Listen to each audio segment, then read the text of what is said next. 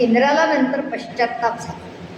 अरे अरे, आपल्यातून चूक झाली, एवढ्या मोठ्या देवांच्या गुरूंचा माझ्याकडून अपमान झाला, आता काय करा. आणि जसा अपमान झाला, गुरुची अवकृपा ही सगळ्या देवतांनी पुढे येणारे ते अंबरीश आख्यान. देव जर कोपले तर गुरु क्षमा करतात, पण गुरु जर कोपला तर ब्रह्मा विष्णू महेश तीनही आपल्याला माफ करत नाही. लिहून ठेवा हे वाक्य आपल्या हृदय पटला. सगळ्या पुराणांमध्ये आले की गुरुची मती गु म्हणजे गुणातीत आणि रू म्हणजे रूपातीत. तीन गुणांच्याही अतिशय आहे, सत्वगुण, रजोगुण, तमोगुण. आपण एखाद्या संन्यासी व्यक्तीला पाहतो किंवा एखाद्या संतांना पाहतो, आपण चर्मचक्षुनी बघत असतो त्यांना आणि आपणच थर्मामीटर लावतो. तसं नाही, हा ओळखता येण्यासारखा नसतो. गु याचा अर्थ आहे गुणाच्या, अति तीनही गुणांच्या, आणि रू म्हणजे अंधकार दूर करणारा तो गुरु. आमच्या मनातला अज्ञानरूपी अंधकार नष्ट करणारा तो ऋकार, याचा अर्थ आहे गुरु. आता गुरु कोपले, यांचं बळ कमी झालं इंद्राचं. इंद्राचं बळ कमी झालं. आता सगळ्या असुरांनी आक्रमण केलं आणि या असुरांचे जे गुरु आहे त्याचं नाव आहे विश्वरूप. असुरांचे गुरु ते वेगळं, दैत्यांचे गुरु शुक्राचार्य ते वेगळं बरं का, इथे हे नका करू. याचं नाव आहे विश्वरूप. या विश्वरूपाला शरण गेले आणि विश्वरूपाला म्हटले की आता मी काय करू, माझ्या हातून असा असा प्रमाद घडलाय, बृहस्पतींचा अपमान झालेला आहे, आता काय करायचं. विश्वरूप म्हणतात की मी सांगतो त्याप्रमाणे तू काय करायचं, मी सांगतो त्याप्रमाणे यज्ञ कर. आणि यावेळेला त्यांनी नारायण कवच दिलं. आजही आपल्याला नारायण कवच पाहायला मिळतं.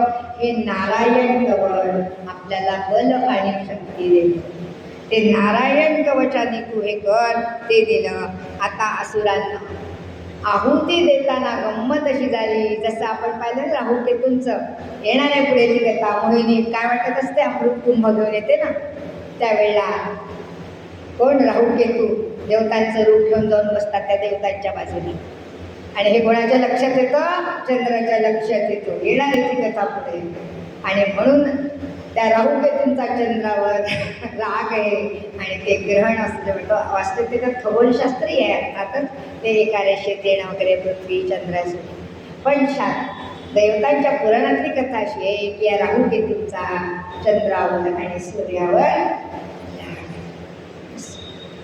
आता आहुती देताना कोणाच्या लक्षात आलं की इकडे हे असुर येऊन बसले आणि इकडे देवता बसलेल्या आहेत. आता आहुती देताना असं घडल्याबरोबर असुरांची शक्ती वाढली आणि या असुराने पुन्हा इंद्रलोकावर स्वारी केली. फायदा काय झाला, असुरांच्याच गुरूंना तुम्ही शरण गेले, त्यांनी मंत्र दिले, पण शेवटी मला सांगा माझा बाप्या दुसऱ्याचा तो कार्य, मी कोणाचं हित पाहिजे. सामना सुरू आहे, इकडची माझी शाळा, इकडची दुसरी शाळा आहे, प्रतिस्पर्धा. मला केला आहे पंच, वास्तविक भेद करायला नाही पाहिजे, पण आता कोणीच नाही तर मी झुकतं मापूट देईन. मी जर सरळ म्हणायची असेल तर मी दोन्हीकडचा न्याय पक्षपात नाही करणार, पण माझ्या मनात थोडंसं जरी कपट आलं, कुहकम, इकडे एक गुण जास्तीचा देऊ दे. तसं असुरांचा महत्त्वाचा मुद्दा असा व्यवहाराचं उदाहरण. असं व्यवहारात जर घडतं तर त्याही काळात घडतं. विश्वरूपाने इकडे जास्तीचं झालं आणि इंद्राचा पराभव झाला. आता इंद्रलोकाचा पराभव झाला. आता काय करायचं, देवतांना शरण गेले. देव म्हणतात आपल्याकडे दधीची ऋषीच्या हाडापासून यज्ञ आरंभ केला. त्या यज्ञातून गौर निघाला, वृत्रासुर निघाला. आता या वृत्रासुराला जर ठार करायचंय म्हणून मी सांगितलं की अनुष्ठानामध्ये जर काही चूक झाली तर त्याचं विपरीत होतं. प्रसन्न कोणाकडून झाले, असुरांकडून. समजत आहे माझं बोलणं, असुरांकडून प्रसन्न झाले. यज्ञवेदीतून पुरुष निघाला, तो वृत्रासुर नावाचा दैत्य आहे. आता याला ठार करायचं तर काय पाहिजे, दधीची ऋषींकडे जा, त्यांच्या अस्थींपासून वज्र बनवा. इयत्ता 5व्या वर्गात शिकत असताना आम्हाला या दधीची ऋषींचा पाठ होता. त्यावेळेचं ते पुराण साधारणपणे 68-70 मधला जो काळ आहे, तेव्हा जे पुस्तकांमध्ये जे पाठ्यपुस्तकात ज्या कथा असायच्या त्या थोडाफार त्याच्यात पौराणिक कथांचा समावेश असायचा.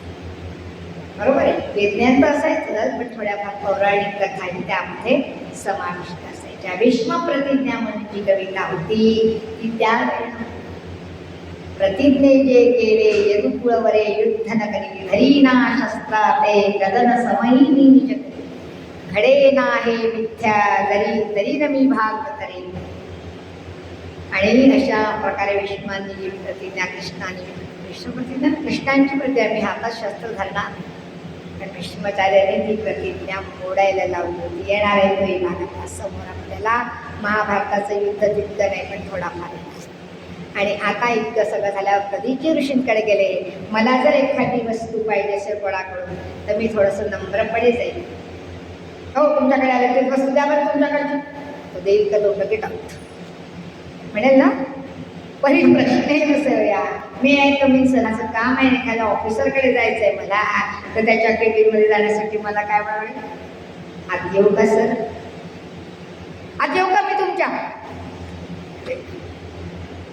हे आपण असं म्हणतो. आता इंद्राला सुद्धा, इंद्र तर देवांचा राज आहे, त्यांना काही ऋषी मुनींकडे जायला काही पाहिजे होतं का, पण नम्रपणे गेले. काम व्हायचं होतं माझं. काय काम आहे आपल्या अस्थि हव्या एकदम असं नाही म्हणतं. वृत्रासुर दैत्य मारला आहे, देवांवर अधिपत्य गाजवलेलं आहे. आता काय मला आपल्या अस्थिंचं वज्र करा असं भगवंताचं आहे. हे शरीर आज नाही उद्या सुटायचंच आहे. हे जर तुमच्या कामी लागत असेल तर माझ्यासारखा भाग्यवान मीच आहे. माझ्यासारखी दिले नसते हाडं बिडारे होत. मी जेव्हा मरीन तेव्हा मरीन, तुम्हाला मी हाडं बिडं देत नाही माझी जाती का म्हटलं असतं का मी, माझी हाडं घेऊन जा म्हणून असतं म्हटलं. इतकं महान माझं हृदय आहे का. दधीची ऋषींनी आत्मबलाने प्राणत्याग केला आणि अस्थि त्यांच्या दिल्या. त्या वृत्रासुराचा वध करण्यासाठी यांच्या हाडाचा उपयोग झाला. वृत्रासुराची भक्ती ज्याची बल्य होती आणि त्यांनी सगळं आपलं इंद्राला म्हणतो, हे जग हरणे गेले हे चालूच राहणार आहे, पण मला मारले तरी आज नाही उद्या हा देह पडायचंच आहे पंचमहाभूतांचा. पण तो जर तुमच्या कामी लागत असेल तर माझ्यासारख्या भाग्यवान मीच आहे असं ते म्हणतात. आणि मग आता पुढे हे सगळं झालं आणि आत्ता दुसऱ्यातला जी गोष्ट आता आपल्या याच्यात येणार आहे, वृत्रासुर हा कोण होता याची कथा सांगते. आता फक्त आपण त्याला एवढंच पाहिलं, वंदनीय राष्ट्रसंतांचंच भजन आहे. हरिनाम हे फुकाचे जपमान वाचुवाचे, तुटतील बंध सारे भवपाश या जीवासे, तुटतील बंध सारे भवपाश या जीवाचे. मन लावूने विचारी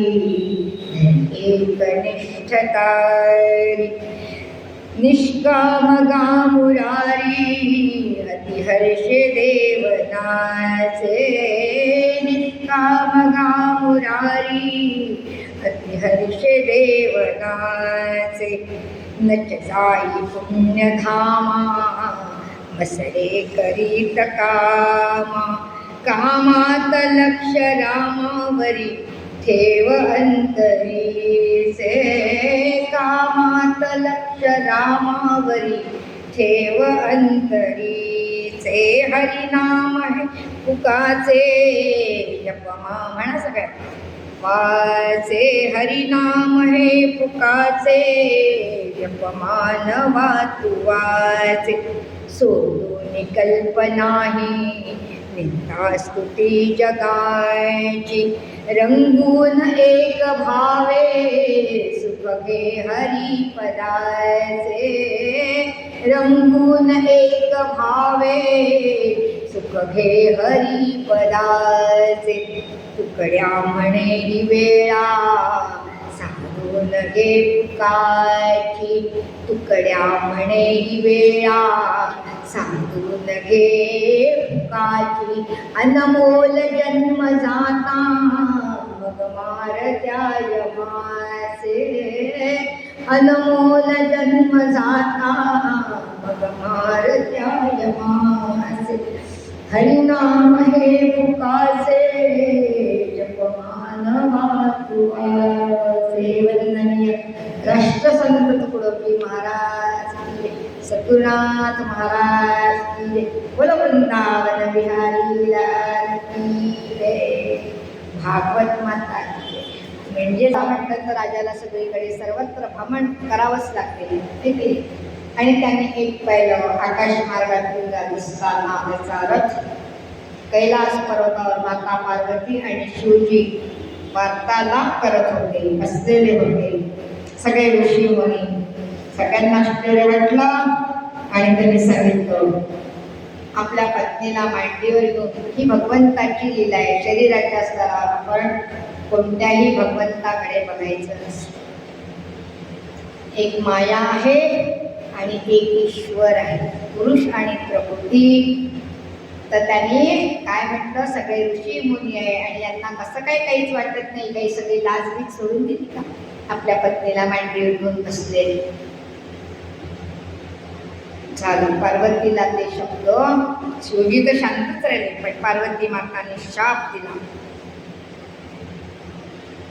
तुम्हाला हे भर सभेमध्ये असं बसणं योग्य वाटते का पत्नीला मांडीवर घेऊन? पार्वती मातेने शाप दिला आणि म्हणते जा असुर योनीला प्राप्त होशील. शाप दिल्याबरोबर पश्चात्ताप झाला, माते मला माफ. आता माफी नाही, आता माफी बाण सुटून गेले. बघा तोंडातून मुखातून निघालेले शब्द आणि सुटलेला बाण हे कधीही परत येऊ शकत नाही. तुम्ही किती सॉरी म्हणा, एक्स्ट्रीमली सॉरी म्हणा, व्हेरी व्हेरी सॉरी म्हणा, पण त्यात काही बदल होतो. पार्वती मातेच्या अशा इतक्या कथा आहेत की ती आदिशक्ती आहे. जी आमची रेणुका माता आहे माहुरगडावरची, तीच पार्वती माता आहे लक्षात. तिचं चरित्र येणार आहे रेणुका मातेचं या भागवतामध्ये. भगवान परशुरामाची कथा आणि रेणुका मातेची कथा पण या भागवतात आली आहे. रामरायाची कथा पण आहे. सगळा संग्रह आपण कोणतंच सोडणार नाही, आपण शेड्यूल प्रमाणेच जाणार. आता तिने शाप दिला आणि तेव्हा म्हणतो माते मला माफ कर, तुला दुःख झाले याचे मला वाईट वाटते, मी असुर बनण्यास तयार आहे. आपण प्रायश्चित्त सुद्धा काय घ्यायचं ते पण सांगा. चित्रकेतू निघून गेला. शिव पार्वतीकडे पाहून म्हणतात पाहिलंच भक्त कसा होता तो, त्याने क्षमा मागितली आणि तू त्याला काय म्हणतेस?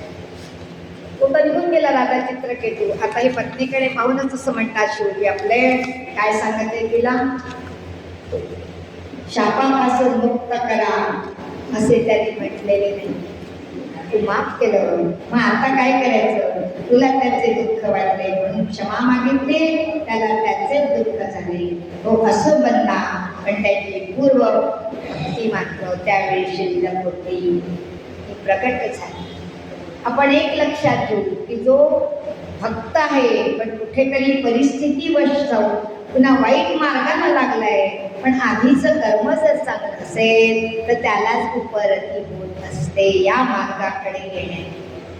अत्यंत पाप्यातला पापी माणूस जरी असला तर त्याला उपरती झाल्यानंतर तो भगवंताच्या याच्याकडे आला तर त्याला भगवंत सुद्धा माफ करतो.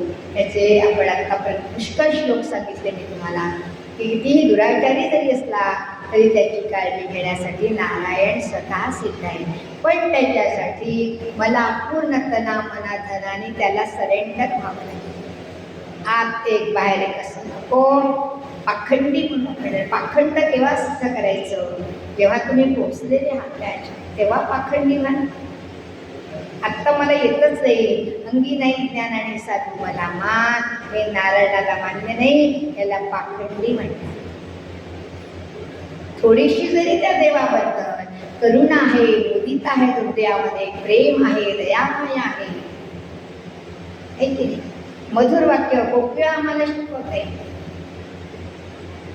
हे सगळं सांगत आहे. तर पार्वती मातेला शिवजी सांगत आहे, त्यांनी माफी मागितली तुझी, पण त्यांनी मला यांच्यातून मुक्त करा असं नाही म्हटलं ना देवी.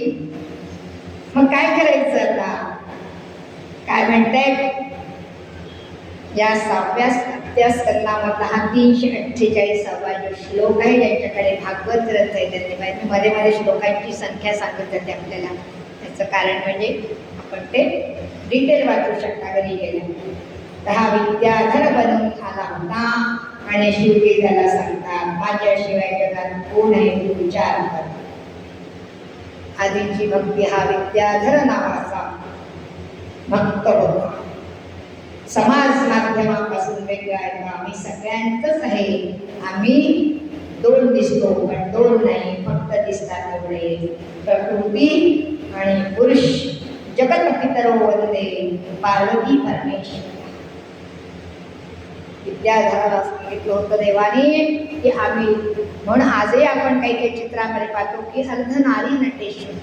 एकीकडे शिवाचं रूप आहे, अर्धा भागामध्ये पार्वती मातेचं रूप आहे. असं रूप आपण फक्त शिवशंकराचं बघत असतो, बरोबर. अर्धनारी नटेश्वर म्हणतात. म्हणून त्यांचं म्हणणं असं आहे की देहाच्या स्तरावर आमच्याकडे पाहू नका. मी आणि पार्वती, पुरुष आणि मॅटर आणि एनर्जी आम्ही एकच आहोत. जगतकडे रीतीची कथा त्याबरोबर आणि इथे रीतीची कथा मी आता आपल्याला एक त्याच्यामध्ये सांगते की आपण याचा उल्लेख कुठे केला, दिती आणि अदितीचा. दिती ही कोण आहे? असुरांची माता आहे. आणि अदिती ही कोण आहे? देवतांची. झालं ना आपण दितीचे पुत्र आणि अदितीचे पुत्र. या ठिकाणी 6व्या स्कंदाला आपण पूर्णविराम देतो आणि 7व्या स्कंदामध्ये आपण याचा विषय, मगाच्या 6व्या स्कंदाचा विषय आपला पोषण होता, बरोबर आहे. आणि आता याचा उदया. उदया म्हणजे कर्मवासना. उदया म्हणजे कर्मवासना. आपल्या कामना. गीतेच्या 3ऱ्या अध्यायाचंच नाव आहे कर्मयोग. पहिला अध्याय अर्जुन विषाद आहे, दुसरा आहे सांख्ययोग. सांख्ययोग म्हणजे काय? आणि तिसरा जो आहे कर्माचा योग. योग कर्मसु कौशल. योग कर्मसु कौशल. प्रयत्न करत असतो असा कथा भाग आहे. थोडक्यात फक्त प्रल्हाद जन्माला येणार म्हणून, पण त्या वेळा त्या वर्षी नारद इंद्राला सांगतात काय करणार असतो. ही भक्त आहे, हिच्या पोटी विष्णू भक्त जन्माला येणार आहे.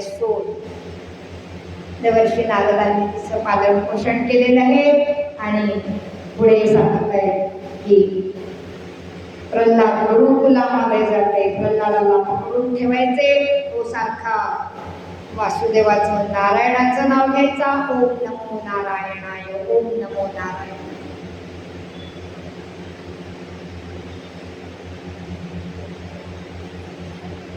वडिलाला हे मान्य नव्हतं. शंडामर्कांकडे सगळ्या मुलांसोबत त्याला शाळेत घातलं. हा काय करायचा? ते गुरुजी बाहेर गेले की हा सगळ्यांना भजन पूजन करायला सांगायचा. म्हणा मुला, मी सांगतो तसं. देवाचं नावच घ्यायचे आपल्याला.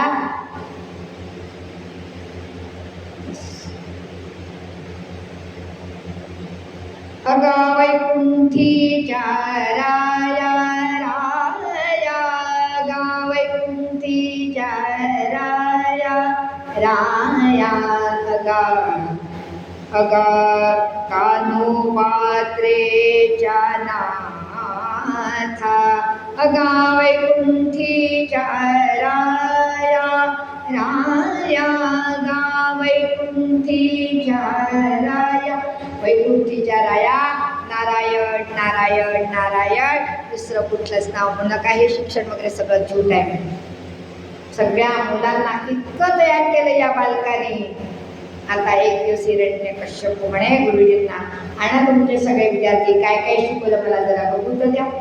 मला वेळच नसतो राज्य कारभारामुळे. आणि इकडे सगळ्या पालकांना सगळे मुलं नारायणाचा जप करत गोविंद बोलो हरी गोपाल बोलो गोविंद बोलो हरी गोपाल बोलो गोविंद बोलो हरी गोपाल बोलो राधा रमण हरी अज्ञात या